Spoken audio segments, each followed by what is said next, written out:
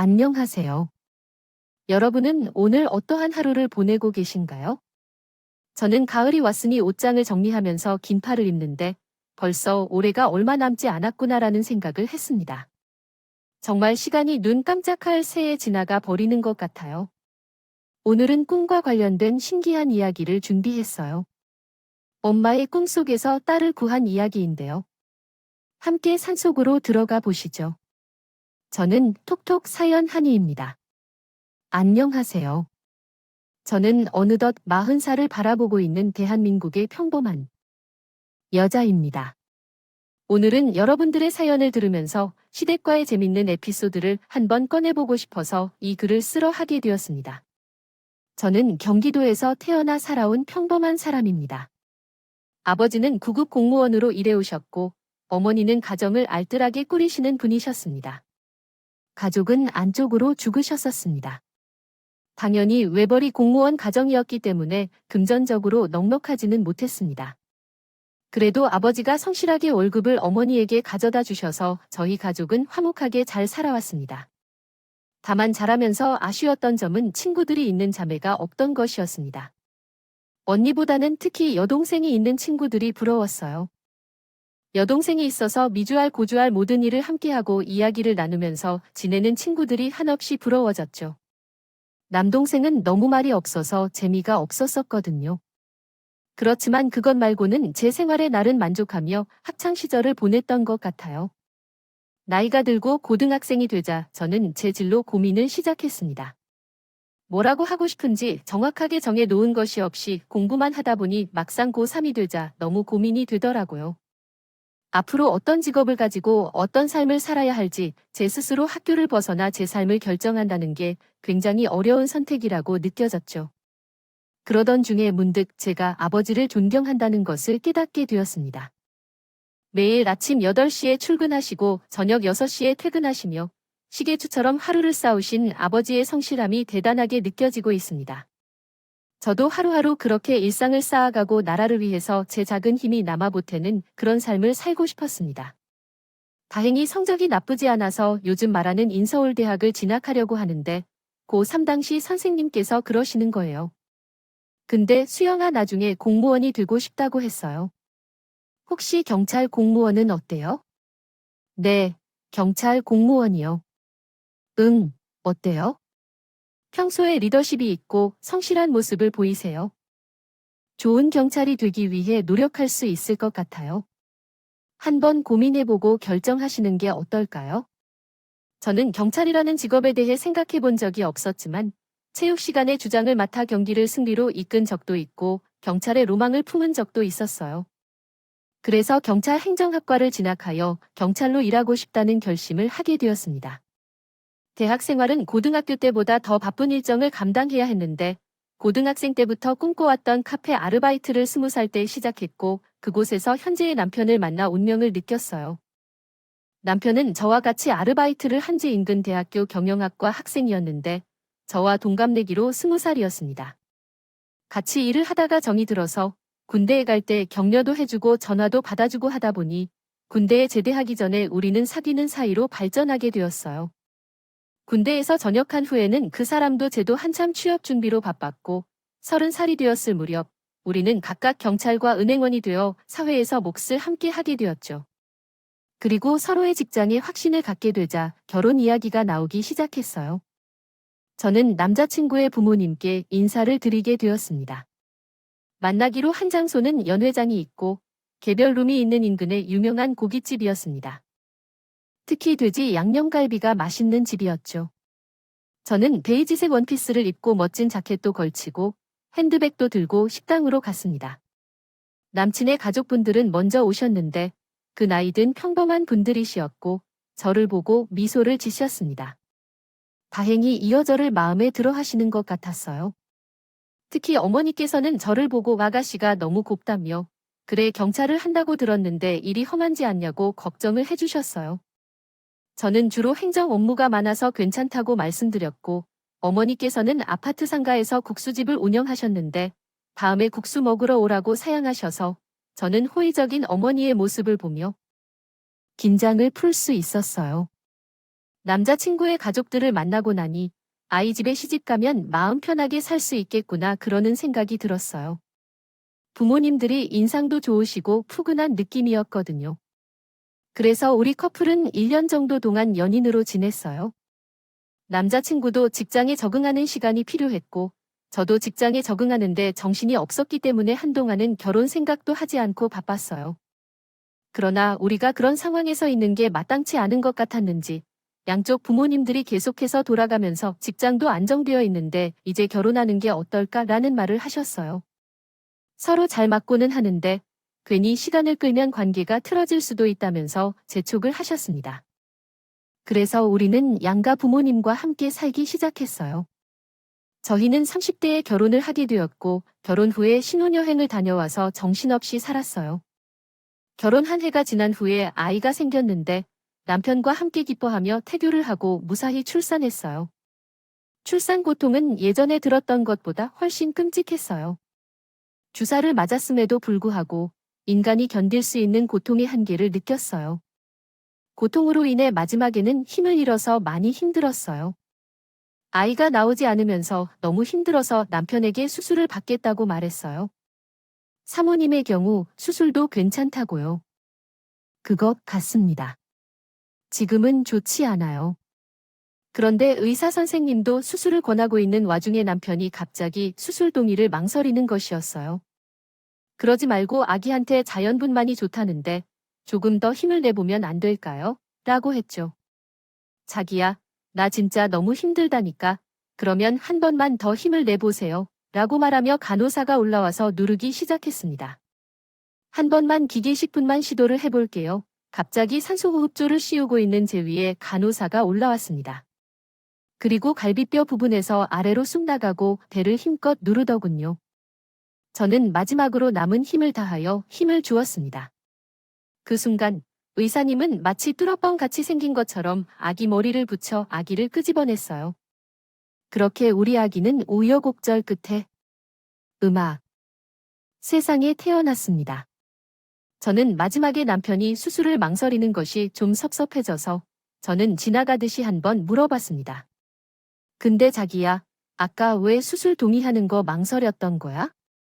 아, 그게 실은 엄마가 점을 보시는 용한 점집이 있는데 우리 아기가 자연분만하고 수술할 때 팔자가 많이 달라진다고 해서 무조건 자연분만해야 된다고 했나 봐. 아기한테 수술해서 태어나면 되게 안 좋다고 그래서 그랬지. 저는 그 말을 듣고 너무 섭섭했습니다. 점을 믿지 않거든요. 그러니까 지금 점쟁이 말을 듣고 제가 정말 아파서 뒤로 넘어갈 지경이 되었는데도 수술은 망설였다고 하니 어이가 없기도 하고 잘못하면 내가 죽을 뻔했구나 싶기도 했습니다. 어머니가 그렇게 맹신하는 점집이 있다는 것도 좀 마음에 많이 걸렸고 왜 무당말을 너무 믿으면 하나부터 열까지 그 무당이 시키는 대로 다 하잖아요. 그런 게 앞으로 살면서 계속 있을 것 같은 느낌이 들었기 때문이죠. 아니나 다를까 어머님 때문에 저는 희한한 것들을 헤어 있어요. 대출을 잔뜩 끼고 결혼 3년 차에 집을 샀는데 어머님이 또 그 점집에 가서들은 대로 처음 집에 들어갈 때 동전을 동서남북으로 던지고 한 번씩 절을 해야 한다고 하셔서 그런 이상한 의식도 해야 했고 또 아기 이름을 지을 때도 제가 생각했던 짓고 싶은 이름을 지지도 못하고 점쟁이가 말한 이름 중에서 골라야 했습니다. 생각보다 어머님의 맹신은 강력했어요.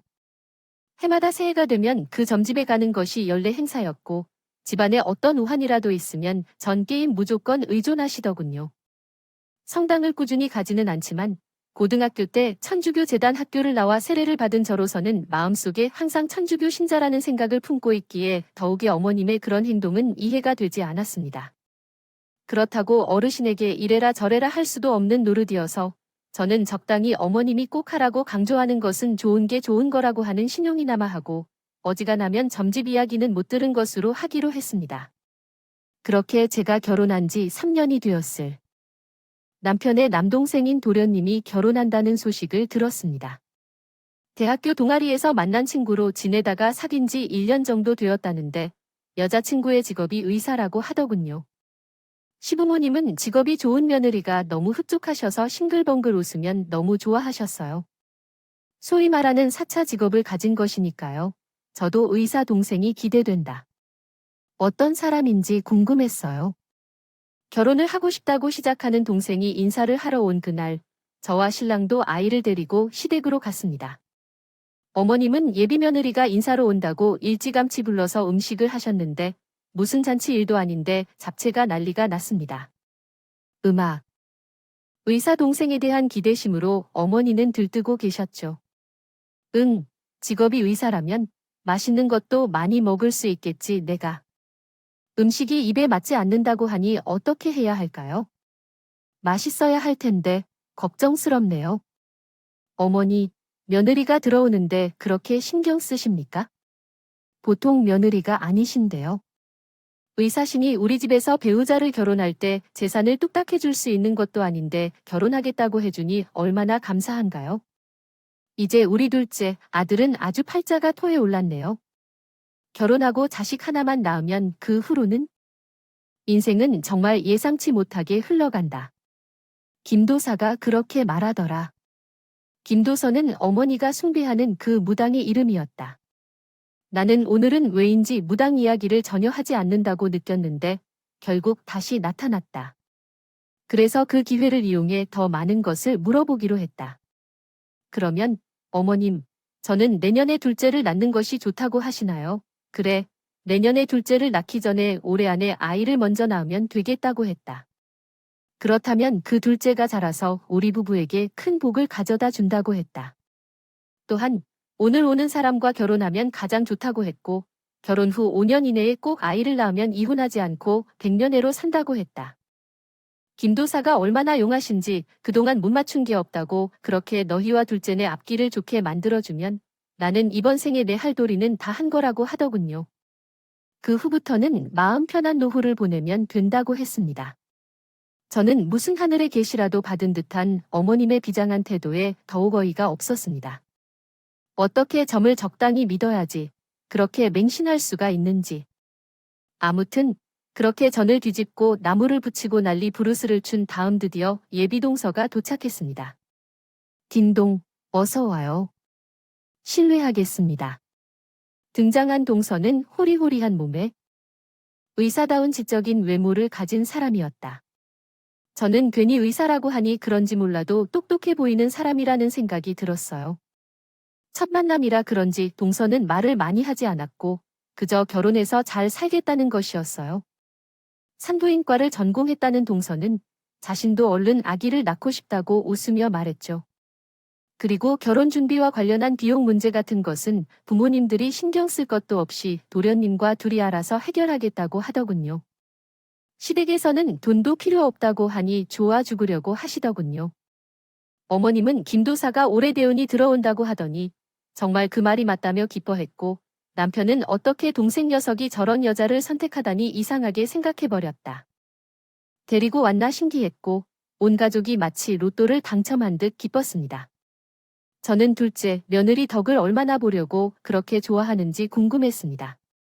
시댁에서 속물적인 반응에 어이가 없었지만 저는 그것과는 상관없이 가만히 있었습니다. 동서는 지나치게 버릇이 없지만 같은 며느리 신분으로 볼 때 별다른 좋은 점도 없고 나쁜 점도 없으니 괜찮았습니다. 도련님은 집에 온 지 6개월 만에 결혼식을 갑자기 올리게 되었습니다. 결혼식을 마치고 신혼여행을 다녀오고 집안 행사에서 동서와 좀 교류할 수 있었습니다. 동서는 점잖은 사람이었지만 자신의 일에 대해서는 자기중심적인 사고를 가지고 있었습니다. 아주 컸고 자신의 생각이 중요한 사람이었어요. 뭐라고 해야 할까요? 이기주의나 아닌데 개인주의라고 할까요? 그렇지만 분명히 자신만의 상식에 대한 생각은 분명한 사람이었습니다. 어머님의 김도사 맹신에 대해서 저는 살짝 동서의 의견을 물어봤어요. 동서에는 다른 종교가 없기도 하고 어머님이 그렇게 믿으신다면 자기도 협조하는 모습을 보여드려야겠다고 하더군요. 그 부분이 어머니에게 중요한 부분일 수 있다면서요. 그렇게 동서는 어머니와 친해져 보겠다고 같이 점집에까지 다녀오는 것이었습니다. 형님, 형님이요. 진짜 그 김도사님이 제가 의사 공부할 때 시험 한 번 망친 것까지 다 맞추더라니까요. 정말 대단하시네요. 어떻게 그렇게 족집게 같은 건지 정말 신기해요. 재밌었는데요. 다음에 함께 가볼까요? 사실 어머님께서도 저에게 김도사에게 같이 가자고 여러 번 말씀하셨지만 저는 천주교 유가입니다. 그런 것을 워낙 믿지 않아서 따라가지 않았습니다. 저는 그런 것을 잘 안 믿어서요. 한번 가보시면 정말 놀라실 텐데 아쉬워요. 근데 동생은 의사인데도 그런 것을 믿고 있어요. 의사는 어떻게 보면 일종의 과학자이지만 세상에는 인간의 힘으로는 되지 않는 것들도 많이 있기 때문이죠. 동생은 우리 집안에 적응하려고 애쓰고 있는데 저와 어머니 사이에 좀 트러블이 생겼습니다. 바로 제가 최초로부터 김도사의 말을 어기게 된 결정이었죠. 어머니께서는 올해 안에 아기를 가지라고 했는데 제 허리가 당시에 매우 안 좋았거든요. 그래서 그냥 둘째를 가지기를 잠정 포기했어요. 제 결정을 말씀드리자 어머님은 저에게 화를 내셨어요. 첫째야, 내가 둘째를 꼭 가져야 한다고 했잖아. 왜 내 말을 안 듣니? 어머님 아시다시피 제가 11월에 교통사고를 당해서 허리가 아직도 너무 아프거든요. 아이가 제 허리를 보채서 좀 안아주기라도 하면 온다리가 저리 쳐져서 계속 누워 있어야 하는데 어떻게 임신하겠어요? 제 몸이 완전히 아픈데 그렇게 해야 한다고 하니 어떻게 해야 하죠? 너희들에게 좋은 일이라고 하는데 그래도 저는 못 가져요. 어머니. 죄송해요. 허리가 너무 아파서 침도 맞고 하는데도 전혀 차도가 없는데 무슨 아기를 가져야 하죠? 저는 그렇게 어머니께서 이야기하신 김도사의 말을 처음 어기게 되었습니다. 처음 뵀을 때 그 푸근한 인성은 어머니의 말을 잘 들을 때뿐이었어요. 제가 김도사의 말을 한 번 어기자마자 어머니께서는 그 후로 제 욕을 하시며 계속 화를 내시고 꼬투리를 잡으셨습니다. 아기를 꼭 가져야 한다고 하셨던 그 해를 넘기고 1년이 더 지난 무렵 이번에는 화살이 동서를 향했습니다. 이번에는 동생에게 아기를 가져야 한다고 말씀하셨어요. 늦어도 3년 안에는 가져야 한다고 하시지만 가정이요. 편안하다고 언급했었습니다. 동서는 이미 아이를 가지기로 계획했다는데 자연 임신을 시도했지만 6개월이 지나고도 1년이 지나도 임신이 잘 되지 않았습니다. 그래서 동서는 자신이 산부인과 의사인 데서 그런지 아주 적극적으로 난임 시술을 받고 임신을 시도했습니다. 그러나 동서는 아마도 아기가 잘 착하지 않은 몸일 것 같았어요. 몇 번의 시험관 시술에서 실패를 거쳐 몇 차례 계류유산을 겪었어야 했습니다. 한 번은 힘들다고 말하며 부러워한다며 글쎄 어버이날 가족이 모여 밥을 먹자는 시점이었습니다. 우연히 정원이 있는 식당이어서 저는 밥을 먹고 나서 아이가 함께 뛰어놀고 싶다며 밖으로 뛰어나가게 했어요. 동서는 웃고 있는 저와 아이의 모습을 보며 본이 말하고 있었던 것이었습니다. 지금 이 순간 나는 세상에서 형님을 가장 부러워해요. 응, 동서야, 내가 부러울 게 뭐가 있어? 조카들도 너무 귀엽고 예쁘고 건강하니까 자녀를 낳고 키우는 형님이 정말 부럽다. 요즘 병원에서 임신한 환자들만 보면 정신을 못 차리고 바라본다니까 너무 부러워해서 그래. 동성아, 스트레스 너무 받지 마. 아기는 하늘이 저지른 거라고 하잖아. 형님, 나는 살면서 꼭 이루고 싶다고 다짐한 일은 대부분 성취해왔어. 그러나 임신이 이렇게 어려울 줄은 생각도 못했네요. 동생은 전화로 위암 판정을 받은 엄마의 상황을 알려줬어요. 저는 집으로 뛰어들고 집에는 병원에서 다녀온 흔적과 동생의 모습이 보였어요.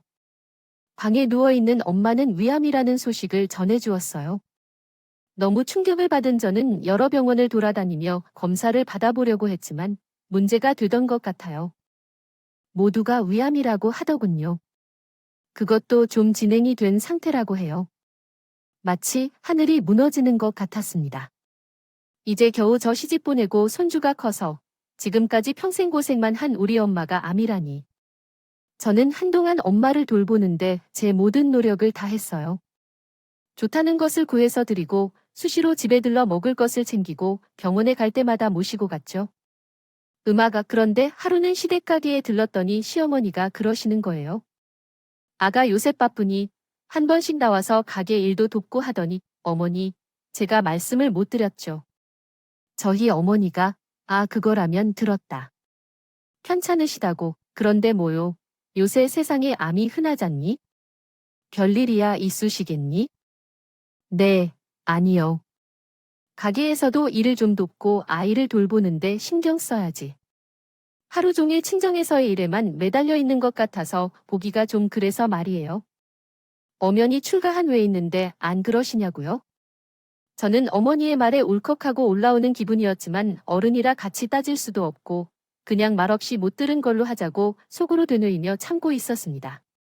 제 표정이 안 좋은 것을 본 남편이 와서 오늘은 그만 가라고 하면서 저를 끌고 밖으로 나갔어요. 저는 저를 붙잡는 남편도 그 순간 너무 미웠습니다. 당신은 어머니가 그런 말을 하는데 어떻게 나만 끌고 나가요? 라고 막소리하는 것이 아니냐. 자기야, 기분이 안 좋은 건 알겠는데. 당신 어머니가 뭐야 그리고 우리 부모님이 아직 장모님이 많이 심각한지는 잘 모르셔서 그래 가벼운 암들도 많잖아. 그런 걸 줄 아시는 거야? 좋게 생각하자. 응, 그래도 그렇지 어떻게 아픈 우리 엄마에 대해서 그렇게 말씀하실 수가 있어? 미안해 자기야. 섭섭한 마음 이해해. 내가 사과할게. 응, 저는 간신히 섭섭한 마음을 추스르고 남편의 사과를 받았죠. 엄마는 완전 말고는 아니었지만 후기에 해당했고 이미 전이가 조금 되어 있다는 소견을 받았어요. 수술하기로 했는데 수술 당일에 초조하게 기다리고 있는 저에게 더 힘든 소식이 들렸습니다. 6시간에서 8시간 정도 걸린다고 했는데 1시간 만에 의사가 밖으로 나와서 저에게 그렇게 말했어요. 생각보다 여러분이 전이가 많이 되어서 수술하기가 힘들다고 해요. 아무래도 수술 없이 항암을 해야 할 것 같다고 했습니다. 정말 예상을 넘어선 일이었어요. 제가 생각한 것보다 엄마의 상태가 안 좋았습니다. 아버지가 엄마를 간병하는 상황이 길어지면서 친정의 형편도 안 좋아졌어요. 당장 남동생도 아직 대학생이어서 돈이 부족한 상황이었죠. 제가 모아둔 비상금을 일단 아빠에게 드렸어요. 결혼할 때 가져간 돈이었는데 급한 병원비로 일단 사용했어요. 생활비에도 1,000만 원을 드렸습니다. 아빠는 내가 너에게 이런 돈을 줘야 하는데 미안하다고 눈물을 보였어요. 저도 아빠의 손을 잡고 함께 울었죠. 우리가 함께 노력하면 엄마는 꼭 좋아지실 거라고 그러며 아빠를 붙잡고 눈물을 흘렸습니다. 이후 엄마는 수술하지 못하고 항암 치료를 시작했어요. 엄마가 날이 갈수록 수척해지고 머리가 빠지는 것을 보면서 제 마음도 찢겨갔습니다. 엄마는 항상 나이가 들수록 머릿결 관리가 중요하다며 신경 쓰시던 분이었는데 머리숱이 거의 없어지자 항상 모자를 쓰고 있던 엄마의 모습을 보면 마음이 찢어지는 것 같아요.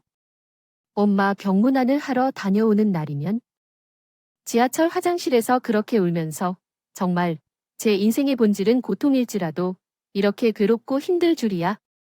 저는 이 시간이 어서 지나가기를 빌며 또 빌었습니다. 그러나 저의 바람과는 달리 적극적으로 치료를 받아도 엄마는 급속히 안 좋아지셨어요. 나날이 마치 캥거루처럼 쇠해가고 식사도 편하게 하시지 못했죠. 저는 엄마를 생각하며 울고 지낸 날이 많았습니다. 시댁과 남편이 뭐라 하든 안중에도 없었어요. 나를 낳고 키우고 돌봐준 엄마가 지금 돌아가실지도 모른다는 생각을 할 때마다 그 사람들이 무슨 말을 하든 상관없이 오직 엄마 생각만 날 뿐이었습니다. 그렇게 반쯤 넋을 놓은 채로 살아가고 있는데 어느 날 시어머니가 저를 끌고 한의원에 데리고 가더군요. 어머니, 한의원은 왜 가시는 건가요? 둘째, 아기가 잘 들어서라고 보약을 지어주려는 건가요? 내가 점집에 가서 점게 보였다는 이야기였으니 말이죠. 둘째가 아기를 빨리 가졌으면 하는 마음이시군요. 너희 집안의 기운이 날아가고 있다고 하셨지요. 그래서 둘째가 아기를 가지면 그 기운이 돌아온다는데 그 아이가 우리 집 안을 일으켜? 그런 건지요. 그래서 둘째를 좀 더 몸 좋게 해줄 수 있는 한약을 만들러 가신다고 하셨습니다. 어머니, 죄송합니다만 혼자 가시면 안 돼요. 지금 그런 걸 신경 쓸 정신이 없어요. 아니요, 김두사가 그러셨어요. 꼭 너를 데리고 가라고 하셨다. 그렇게 하면 너한테도 좋고 졸지한테도 좋다고 말습니다. 그리고 산 사람은 살아야지. 어차피 코카스 양반한테 그렇게 마음 쓰고 힘들어하면 어떻게 되겠어요? 지금 뭐라고 하셨어요? 어머니, 우리 엄마 아직 안 죽었어요. 살아 계시다고 하신 거죠. 사과하세요. 지금 하신 말씀 어떻게 그런 식으로 표현을 하시는 것인가요? 저는 순간 아이를 받쳐 소리를 질렀습니다. 어머니는 소리 지르는 제가 창피했을 것 같아서 저를 꾸짖고 한의원 밖으로 나와 화를 내셨어요. 아니면 내가 할 일은 하나도 안 하고요. 진정 부모에 미쳐서 있는 노래 언제까지 내가 봐주니 제 할 일이 뭔데 그러시는 거예요 뭐예요. 결혼했으면 그 집안이 잘 되도록 힘써야지 집에서 밥만 축내고 진정 쏟아지는 게 내 할 일인 줄 알았니. 어느 정도 해야 넘어가지. 누구나 집에 아픈 환자 한 명쯤은 있어. 왜 이렇게 유난이야. 저는 너무 화가 나서 어머니의 손을 뿌리치고 그 자리에서 나와버렸습니다. 그날 저녁이었어요. 당신 엄마 뿌리치고 가버렸다며 어머니께 이야기를 들었는지 남편이 저에게 따지면서 드는 것이었습니다. 나 오늘도 엄마 병실에 갔는데 엄마 혼자 있는 날이란 말이에요. 근데 동서 한약을 짓는데 왜 나를 데리고 가시냐고. 어머니 진짜 왜 그러시는데? 아니 나이든 양반들은 점을 좋아하니까 그 점쟁이가 하는 말을 좀 믿고 따라할 수도 있는 거지. 그게 좀 이해가 안 돼도 노인비 좀 맞춰준다고 생각하고 하는 신용이라도 하고 좋게 좋게 말씀드리면 안 돼. 왜 집안을 시끄럽게 분란을 만들어? 당신 지금 말 다 했어. 지금의 상황에서 내가 분란을 만든 거라고? 분란을 만든 사람이 누군데 그래? 저도 남편에게 질세라 아하게 맞춰 소리를 질렀습니다. 남편은 제가 왔다고 하며 대들자 고개를 절레절레 흔들며 옆방으로 가버리더군요. 저는 친정 엄마가 아프자 시댁 식구들과 남편의 태도를 보고 정말 결혼을 후회했습니다. 아무리 그래도 내 부모가 이렇게까지 아프다는데 어떻게 이런 식으로 할 수 있는지 정말 좋게 생각해 보려고 해도 용납이 안 되는 모습들이었습니다. 그 후에도 친정 엄마 때문에 시댁과 또 트러블이 있었습니다. 바로 남편의 사촌 동생의 결혼식이었습니다. 남편의 작은 아버지에게 아들이 둘이 있었는데 둘 다 노총각으로 집안 어른들이 장가를 못 가며 어찌하냐 크게 걱정을 하고 있었죠. 그런데 그중 헬스 트레이너를 한다던 사촌이 장가를 가게 된 것이었죠. 당연히 시댁 식구들은 크게 기뻐 있어요. 그리고 집안의 큰 경사라는 듯 당연하게 모두가 간다고 생각을 했죠. 그런데 왜 결혼식 장소가 제주도여야만 했는지 의문스럽게 느껴졌어요. 20살의 제주도 레스토랑을 빌려서 하루 종일 식사를 진행한다는데 그래서 엄마를 돌봐야 하고 한두 시간이면 몰라도 하루 종일 빼서 제주도까지 가기는 조금 힘들겠다고 남편에게 말했어요. 그러자 남편과 시어머니가 난리를 쳤어요. 당연히 가야지. 무슨 말도 안 되는 소리야. 너는 인간이냐? 라며 남편과 시어머니는 불같이 화를 내었죠. 우리 엄마가 아파서 지금 중내산에 있는데 결혼식을 꼭 가야 돼? 단순히 사촌 동생의 결혼식이잖아. 혼자 다녀와도 되는 거 아니야? 집안에서 오랜만에 있는 결혼식이고 모든 친척들이 다 올 건데. 며느리가 되어감에도 그 행사에 가지 않는다는 게 말이 되냐? 왜 말이 안 되는 거지? 사정이 있으면 못 갈 수도 있는 거지. 무슨 군대도 아닌데 왜 꼭 가야 하는 거지? 됐다. 말은 그만하자. 인간 같지도 않다. 넌 무슨 인간 말종이야? 그렇게 남편은 시댁의 사촌 결혼식인 무슨 안 가면 죽는 행사라도 되냐? 말도 안 되는 며느리돌이 은행하면서 제게 화를 내는 것이었습니다. 엄마는 아프고 시댁에서는 날이 갈수록 저를 몰아세우고 저는 너무 힘이 들었습니다. 무엇보다 인신공격을 하는 그 말투들이 참으로 불편해서 자려고 자리에 누우면 떠올랐어요. 뻑하면 친정엄마가 아파서 신경 쓰이게 한다는 것이요. 곧 죽을 사람인 것 같다는 말인 시어머니는 말이 조금 지나칠 정도로 날이 갈수록 더해졌어요. 시부모도 부모이지만 어떻게 어르신들이 그런 식으로 말을 하는지 신랑도 처음에는 양쪽을 말리려다가 나중에는 자신도 힘들다며 이제 친정밀로 신경 쓰지 않고 남동생에게 어머니를 챙기도록 하면 안 될까 하고 말했습니다. 저는 기가 막혔지만 당신은 신경을 쓰지 말라고 그런 것을 바라지도 않는다고 하고 말았어요. 그러는 도중에 어머니는 점점 더 좋아지셨어요. 저는 어머니를 보러 가는 날이면 마음이 칼로 베이는 듯이 아프더라고요. 항상 붓고 퉁퉁 부은 눈으로 다녔죠. 그런데 의사가 한 번은 비급여 신약에 대해 언급했는데 아직 보험 처리가 안 되지만 좋은 항암제가 기존 항암제가 부작용이 심하고 몸 전체에 탈모를 유발한다든지 밥을 잘 못 먹게 된다든지 하는 힘든 점이 있지만 암세포만 찾아서 없애는 표적 항암제라는 것이 있다고 하셔서 한번 시도해보면 좋겠다고 하시는 거예요. 지금보다는 훨씬 경과가 좋을 거라고요. 문제는 그 치료 자체가 비급여인데 너무 비싼 것이 문제라고 했습니다. 저는 그 말을 듣자마자 드디어 하늘에서 한 줄기 동아줄이 내려오는 것 같았어요. 돈이 문제가 아니었죠. 뭐라도 해서 엄마가 살 수 있다면 가릴 게 없었습니다. 동생에게 돈이 있냐고 급하게 물어봤지만 동생은 생활비 때문에 알바비도 몇 달째 미리 가보라고 하셨다. 그래서 도저히 여력이 없다고 했어요. 도저히 1,000만 원 가까이 되는 돈을 만들 길이 없다고 제가 모아둔 돈도 저번에 생활비로 쓰시라고 아빠에게 드렸고 결국 저는 의사 동서를 찾아갔습니다. 동서에게 만나서 커피나 한잔하자고 제안했더니 동서께서는 한마디 드릴 말씀이 있다며 자신이 일하는 병원 앞 커피숍에서 만나자고 하더군요. 동서 씨, 잘 지내셨어요? 여기 아이슬라이드가 맛있어요. 그거 시키시지 그랬어요. 하니 그냥 커피나 한 잔 마시면 안 될 것 같아서요. 커피, 요새 안 마셔요. 실은 형님 나 임신한 것 같아요. 동서가 활짝 웃으며 말했습니다. 너 임신한 거 아니야? 정말 축하해. 그동안 고생 많았잖아. 저는 엄마가 간병으로 지쳐 있을 때 좋은 소식을 듣게 돼서 기쁘다. 나도 엄마가 임신 소식을 기다리고 있었어. 동서도 고생을 많이 했을 텐데 동서는 내게 물었다. 그런데 무슨 말 하려고 그랬어? 동서가 계속 말했습니다. 우리 엄마 위염이 있는 거 알아? 그래서 내가 써보고 싶은 비급여 약이 있는데 너무 비싸서 돈이 좀 필요해서 남편은 그 돈이 없을 것 같고 혹시 나한테 돈 좀 빌려줄 수 있을까? 시댁 식구들한테 비밀로 하고 말이야. 그런 일이라면 당연히 제가 도움을 드려야죠. 형님, 정말 힘내세요. 고맙게도 동서는 자신이 모아둔 비상금이 있다면서 저에게 선택돈을 빌려주었습니다. 저는 동생에게 빌린 돈 이외에도 약값이 계속 들어갔기 때문에 신랑 몰래 대출을 받았습니다. 당시에는 남편에게 말도 없이 대출을 받는 것이 두렵지도 않았습니다. 예판사판이었죠. 대출을 받겠다고 말하면 또 얼마나 시어머니와 함께 친정에 신경을 그만 쓰라는 둥 그런 소리를 할지 뻔했기 때문에 말하고 싶지 않았습니다. 다행히 제가 경찰 공무원이라 대출은 쉽게 나왔어요. 비싼 약을 맞고 엄마가 어서 툭툭 털고 일어나시길 바랬습니다. 비는 마음만 관찰했죠. 그러나 저의 이런 노력이 무색하게 엄마는 결국 세상을 떠나셨어요. 마침 미라처럼 바싹 마르셔서 말이죠.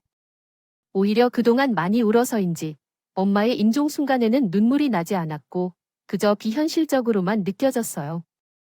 만지면 바스라질 것 같이 뼈만 남은 엄마의 손을 잡고 그저 엄마의 눈을 한없이 바라봤어요. 평생을 자식 키우느라 뼈 빠지게 고생한 우리 엄마. 죽는 순간까지도 남편 걱정, 자식 걱정만 하는 우리 엄마. 저는 엄마의 마지막 모습을 오래오래 눈에 담아두고 싶었습니다. 마지막 순간에 엄마는 나를 쳐다보며 제 행복을 비우부시고 아주 중요한 말씀을 해주셨어요. 제 속에는 엄마의 유언 한마디가 깊숙이 새겨졌습니다. 수영아, 너 자신을 위해 살아. 누구도 대신 살아주지 않는다. 인생이란다. 내 엄마, 그렇게 할 거예요. 나 자신을 위해 살아갈 거예요. 나는 굳게 다짐했습니다. 앞으로 더 열심히 살겠다고. 내가 살아가는 모습을 엄마가 하늘에서 보고 웃을 수 있게 하겠다고. 그렇게 눈물의 장례를 치르며 나는 엄마를 보냈습니다. 발인을 마치고 집으로 돌아오는 길에 엄마의 마지막 모습이 아른거렸다. 엄마를 정말 보고 싶었습니다. 이제 엄마 없이 남동생과 살아가야 할 아빠가 정말 너무하여 걱정이 되었어요. 저는 며칠 동안 아무것도 먹지 않고 누워 잠만 자면서 아무것도 하고 싶지 않았고 아무 생각도 들지 않았어요. 정말 산시체처럼 그렇게 시간을 보냈습니다. 남편과 아이가 저를 걱정해서 먹으라고 할 때마다 간신히 한 숟가락씩 먹고 또 누웠어요. 그렇게 일주일이 지난 어느 때 시댁에서 다 같이 저녁을 먹는 자리가 있어서 남편과 아이만 보내려고 했어요. 그런데 남편이 혼자 있으면 굶을 것 같다며 재수 씨도 산 달이 세 달인가 아무튼 얼마 안 남았는데 가서 인사도 하고 좀 기운을 차리면 안 되냐고 부탁을 하시길래 내키지 않는 발걸음으로 시댁으로 향했습니다. 도착하자 시댁 식구들은 걱정스러운 눈빛으로 저를 바라보고 있었습니다. 맞이해 주셨습니다. 그 와중에 시어머니는 기분이 안 좋으실 것 같았지만 저는 아직도 어머니의 말씀을 듣지 않고 둘째를 갖지 않아서 불평을 하시는 것인지 더 이상 참으려고 하지 않아 힘없이 앉았습니다. 형님이 오셨어요. 뭐 좀 드셔야죠. 동서가 반가워하신 것 같아서 벌떡 일어서서 내려둔 밥을 안고 먹을 것을 챙겨주려고 일어섰습니다. 그때 쿵 소리가 났고 동서가 발을 헛디뎌 넘어지셨습니다. 불쌍하게도 압으로요.